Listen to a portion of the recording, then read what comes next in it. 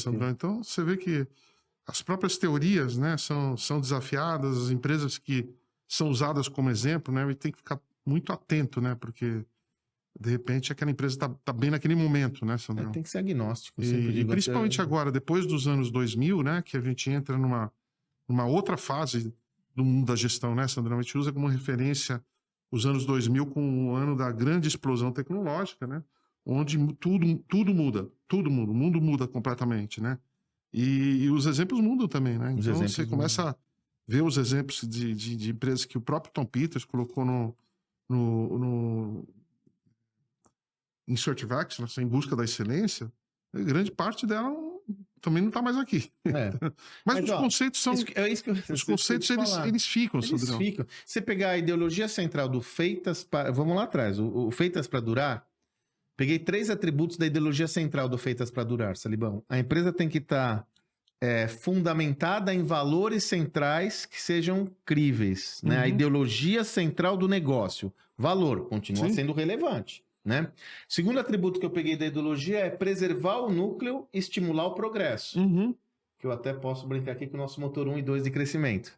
Preserva o núcleo central, blinda o motor 1, mas não deixa de estimular o motor 2 com a inovação e o progresso. Ou então você pega no mesmo livro, né?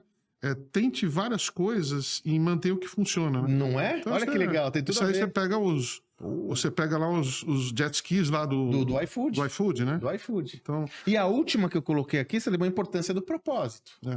Então, peraí. Manter valores centrais, preservar o núcleo, estimular o progresso, tente várias coisas, experimente e acerte, e princípios, né, ou propósito, são contemporâneos. Como eu adapto essa realidade ao mundo uma velocidade maior, né? Com certeza. E também aqui na questão de objetivos grandes, né, que ele chama, até deu um nome, né, Big, Hairy, Audacious Goals, né? Eu gosto de ver o Jim Collins falando, toda vez que ele encontra comigo, ele fala, objetivos grandes, cabeludos. Quais são seus objetivos ambiciosos? Objetivos ambiciosos, né? Que todas essas grandes empresas têm objetivos, elas não são tímidas, né, com relação aos objetivos de longo prazo, né, Sandrão? Ô, Salibão, você, no programa que a gente fez sobre a Amazon, você comentou que um dos conceitos centrais do Collins, o Flywheel, ele validou na Amazon. Falando de empresa com objetivos ambiciosos, né? Com certeza. Aliás, para quem não acompanhou o episódio anterior a esse que nós estamos gravando, nós falamos sobre o modelo de negócios da Amazon. Tá aí uma empresa com objetivos ambiciosos, né? Com certeza, Sandrão, desde o começo, né? E, inclusive, eles trabalharam com o Jim Collins. A Amazon foi fundada lá em 1994, 95, né? Sim. E poucos anos depois eles começaram a usar o Jim Collins como mentor, inspiração, né? Referência. E foram lá com todo o seu time, o Bezos e o time dele foram lá para Boulder, no Colorado. Aliás, o Jim Collins, ele se dá o luxo de não ir nos lugares. Ele mora em Boulder, adora Boulder, ele escala montanhas. E quem quiser trabalhar com ele, que vá até Boulder. As pessoas vão até ele, não ele até as pessoas. Ele não vai. Ele fala assim, cara, só viaja de férias e mantém a agenda dele totalmente ocupada em Boulder, né? Então... Mas é um cara dirigido por propósito, ele escreve sobre isso, o propósito dele é esse, os valores centrais dele são esse, boa, enfim, faz parte, né? E a Amazon se enquadrava nesse processo lá no começo, então. Com certeza, principalmente no desenvolvimento do Flywheel, né? Esse que era aquele círculo virtuoso, né? Que gira em torno de uma mesma proposta, que é a experiência do cliente, né? Você trazer o valor para baixo, né? Um dos conceitos que atualmente é um dos mais populares do Jim Collins, Salibão, atualmente, que é o conceito que também nós exploramos no episódio sobre a Amazon, que é o Flywheel, né? O Flywheel é algo como uma engrenagem redonda, né? Que ganha tração, ao ganhar tração, a inércia joga a seu favor, como uma locomotiva, né? A esteira da locomotiva, ela é tracionada por esse flywheel, né? Esse equipamento, e ele tornou esse equipamento sinônimo de uma visão sobre essa perspectiva que toda empresa tem que entender e construir o seu próprio flywheel.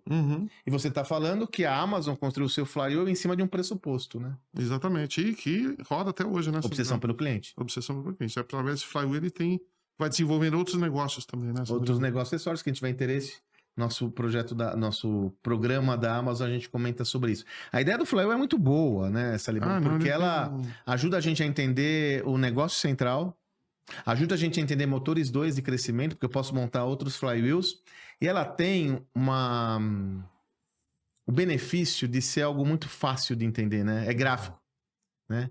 Aliás, eu acho que eu estava falando sobre isso, né, antes da nossa gravação. Talvez o maior mérito do Collins é trabalhar conceitos sofisticados de uma forma muito simples e recheada de recursos, né, que permitam um melhor entendimento desses conceitos, né? Pois é. Sem perder a profundidade, evidentemente. Pois é, ele é interessante, né? Porque se você pegar assim, os 3 dos principais pensadores de gestão, os 3 dos, para mim é o Peter Drucker, o Jim Collins e o Tom Peters, são os 3 que realmente moldaram o pensamento gerencial.